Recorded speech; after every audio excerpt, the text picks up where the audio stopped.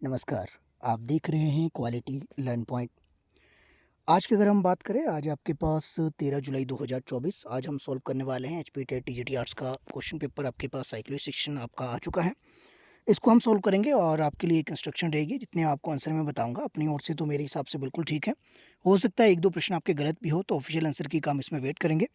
तो पहले आप देख लीजिए, जितने आपके पास क्लासेस वाले स्टूडेंट हैं, निस्संदेह आपके पास पेपर देके काफ़ी आपके खुश हो गए, क्योंकि ऑलमोस्ट वही क्वेश्चन थे जो हमने क्लासेस में डिस्कस किए हैं। आपको मैंने लाइव सेशन के अंदर, जो संडे लाइव सेशन है 11 बजे वाले, उसमें मैंने आपके साथ ये सारे डिस्कस किए थे। ऑलमोस्ट लगभग मैं यहाँ कहूँगा कि साइकोलॉजी सेक्शन आपके पास जो मैं सॉल्व कर रहा हूँ, 30 में से आराम से स्टूडेंट आपके पास 25 से लेकर जो है 22 के बीच में आपके लेकर आ जाएंगे, इतना मैं दावा करता हूँ। पहला प्रश्न देख लीजिए, इतना आसान, इतनी बार हॉवर्ड गार्नर की आपके पास मल्टीपल इंटेलिजेंस की हम बात करते हैं। हॉवर्ड गार्नर मल्टी इंटेलिजेंस आपके देते हैं, तो कौन सा आपके पास होगा? ऑप्शन जो बी है यहाँ पर निस्संदेह आपके पहला जो है उसका बी आपके सही हो जाएगा। नेक्स्ट आपके पास सेकंड क्वेश्चन अगर आप देखें, क्वेश्चन आप खुद देख लेना क्योंकि समय का मेरे पास थोड़ा सा आज अभाव है। तो यहाँ पर प्रश्न आप देख लेना, मैं इसमें राइट आंसर जो मुझे लगेगा वो मैं आपको बताकर चलता हूँ। इसमें ऑप्शन जो सी आपके पास विरुचि चिकित्सा या फिर आपके पास अवर्जन थेरेपी आपके पास सही होगा। थर्ड की अगर हम बात करें, ये आपके पास सीधे क्वेश्चन था, इन्फोर्समेंट से संबंधित था। आपको एक सिचुएशन दी गई थी कि राहुल को चिल्लाने की आदत अगर है, तो उसके माता पिता ने एक निर्णय लिया कि जब भी वो चिल्लाए तो उसे भोजन ना दिया जाए। तो यहाँ पर उसके लिए जो रिन्फोर्समेंट यूज़ किया जा रहा है, ये नेगेटिव रिन्फोर्समेंट यूज़ किया जा रहा है, ताकि उसकी जो बैड हैबिट्स है उसको रिमूव किया जा सके। अगले प्रश्न पर चलेंगे। नेक्स्ट आपके पास क्वेश्चन नंबर 4 अगर आप देखिए, तो दुर्भीति का उपचार किस प्रकार से किया जा सकता है? तो मेरे हिसाब से सिस्टमेटिकल डिसेंटिमेशन ऑप्शन जो फर्स्ट है बिल्कुल सही हो जाएगा। अगला हम देखेंगे, logical process by which general principles are inferred from particular instances is called. तो आपके पास इसको क्या कहा जाएगा? अकॉर्डिंग टू में आपके पास inductive reasoning is a right answer. Next आपके पास memory process in which newly learn information prevent retrieval of previously stored similar material is called. तो इसको क्या कहा जाएगा? यहाँ पर अगर हम देखें तो मेरे हिसाब से तो आपके पास रेट्रोएक्टिव इंटरफेस आपके पास होना चाहिए, ऑप्शन बी। इसको एक जे आपके पास इसको रख लीजिए, थोड़ा सा इसमें सस्पेंस हो सकता है। आंसर की काम इसमें वेट करेंगे।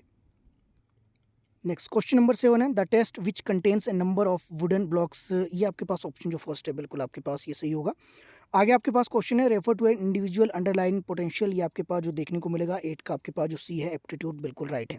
क्वेश्चन मैं बिल्कुल नहीं पढ़ रहा हूँ, अब आप यहाँ पर देख लेना अपने हिसाब से। As a person we always make judgement about own self, या फिर आपके पास our self is known as. तो आपके पास इसको क्या कहला जाएगा? इसको सेल्फ कॉन्सेप्ट आपके कहा जाएगा। नेक्स्ट क्वेश्चन नंबर 10 आप देख लीजिए, who created the TAT test आपके पास पूछा गया था और इतनी बार हमने इसको डिस्कस कर चुके हैं। इतने आपके पास वन लाइनर में हमने देखा है कि आपके मॉर्गन और मुर्रे आपके पास बिल्कुल यहाँ पर सही हो जाएगा, option first. Section PF personality factor जो आपके पास क्वेश्चन है पूछा है, कितनी बार आपके पास इसको डिस्कस किया है, क्लास में भी किया, ऑप्शन सी बिल्कुल सही है।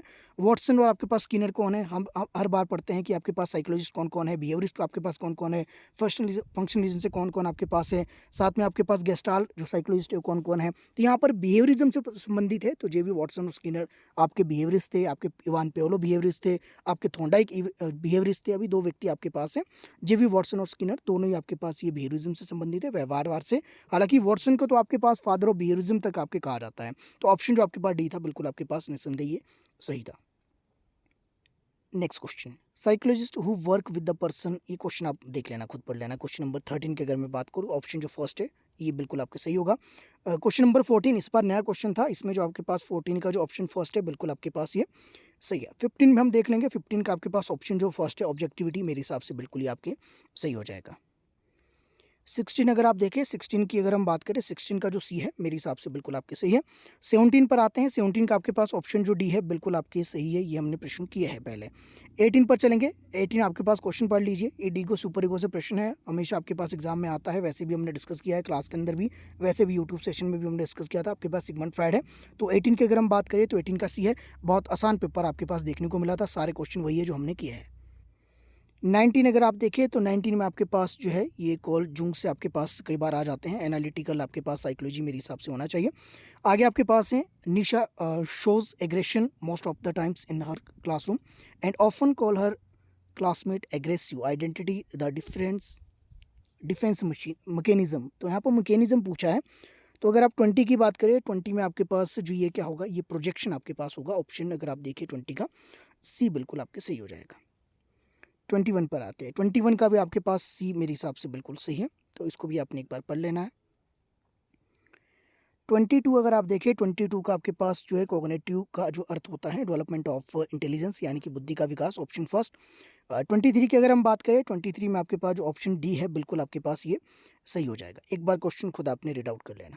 24 की अगर हम बात करें, 24 का ऑप्शन जो आपके पास फर्स्ट बिल्कुल आपके पास सही है। सेंसरी मोटर स्टेज जीन पियाजे की पूछी गई थी, तो फर्स्ट आपके पास 0 से लेकर 2 ईयर जो सेंसरी मोटर स्टेज आपके पास देखने को मिलती हैं, 0 से 2 आपके पास राइट आंसर हो जाएगा। क्वेश्चन नंबर 25 का आपके पास बी बिल्कुल ठीक होगा। ये प्रश्न आपके पास पहले भी एग्जाम में पूछे हैं। साइको सोशल डेवलपमेंट से आपके पास क्वेश्चन एग्जाम में कई बार पूछे जाते हैं। एरिक्सन की आपके पास थ्योरी थी और हमने इसको डिस्कस भी किया है। लास्ट में आपको थ्योरी वाली क्लास दी थी, उसमें भी आपके पास एक क्लास लास्ट वाली अगर किसने लगाई होगी 1.5 घंटे वाली, कम से कम 8-9 क्वेश्चन वहीं से आपके पास डायरेक्ट आए हैं। 26 की अगर मैं बात करूँ, 26 का आपके पास ऑप्शन जो बी है बिल्कुल आपके पास ठीक है। एसिमिलेशन, एकोमोडेशन, इक्विलिब्रियम, ये सबकी बात हम कहाँ करते हैं, जब वो कॉग्निटिव के बारे में पढ़ते हैं। कॉग्निटिव डेवलपमेंट में हम पियाजे के बारे में, उसमें ये प्रश्न हमने देखा था कि नए अनुभव को पहले से विद्यमान स्कीमा से जब सम्मिलित करने की प्रक्रिया जो है हमारी क्या कहलाती है, एसिमिलेशन इसको कहा जाता है, आत्मसातकरण इसको कहा जाता है। M A upon C A multiply by 100, ये प्रश्न आपके बहन लास्ट में भी 2-3 बार आपको करवाया था। उम्मीद है आपका बिल्कुल सही होगा। ये फर्स्ट ऑप्शन जो बिल्कुल था बिल्कुल आपके सही हो जाएगा। नेक्स्ट क्वेश्चन नंबर 28, गेस्टालवादी जो हम अभी बात कर रहे थे, गेस्टाल सिद्धांत जो ये बताता है जो कि वस्तुएं किसी स्थान अथवा समय से एक दूसरे के निकट होती हैं, उन्हें एक समूह के रूप में देखा जाता है, उसे क्या कहा जाता है। अगर हम 28 की बात करें, 28 का जो ऑप्शन बी है बिल्कुल आपके पास यहाँ पर ये सही हो जाएगा। ओके, देख लिया आपने 28 का ऑप्शन जो भी है बिल्कुल आपके पास सही है। नेक्स्ट आपके पास 29 पर हम चलेंगे। 29 की अगर हम बात करें, 29 पे आपके पास ये प्रश्न भी हमने किया है, रिपीटेड क्वेश्चन है, परसेप्शन आपके पास होगा, ऑप्शन बी सही। 30 की अगर हम बात करें, हु नोन क्लासिकल कंडीशनिंग, बहुत आसान प्रश्न आपके पास लास्ट में देखने को मिला, इवान पेवलो। तो आप देख रहे हैं क्वालिटी लर्न पॉइंट। अगर आप टीचिंग एग्जाम की प्रिपरेशन इन फ्यूचर आप करना चाहते हैं, इस बार आपके पास नहीं हुआ आपका एग्जाम बेहतर, तो आप जो है क्वालिटी लर्न पॉइंट के साथ आप बने रह सकते हैं। साइकोलॉजी के ऑलमोस्ट क्वेश्चन आपके पास डायरेक्ट यहीं से आपके पास देखने को मिलते हैं। ये पार्ट 1 रहेगा साइकोलॉजी सेक्शन। आपके पास यहाँ पर जो है पार्ट 2 लेकर आता हूँ एसएसटी और जीके सेक्शन के साथ, और आपके पास निस्संदेह आपका एग्जाम बहुत बेहतर होगा। अपना एक्सपीरियंस आप जरूर कीजिएगा अपने कमेंट सेक्शन के अंदर कि आपको कैसा आपकी क्लास के साथ एक्सपीरियंस रहा, कैसे आपके लिए लाइव सेशन रहे। बाकी आगे की आप प्रिपरेशन के लिए अगर आपके न्यू स्टूडेंट है वो यहाँ पर ज्वाइन कर सकते हैं। मेरे साथ बने रहने के लिए आप सभी का तहे दिल से बहुत बहुत धन्यवाद।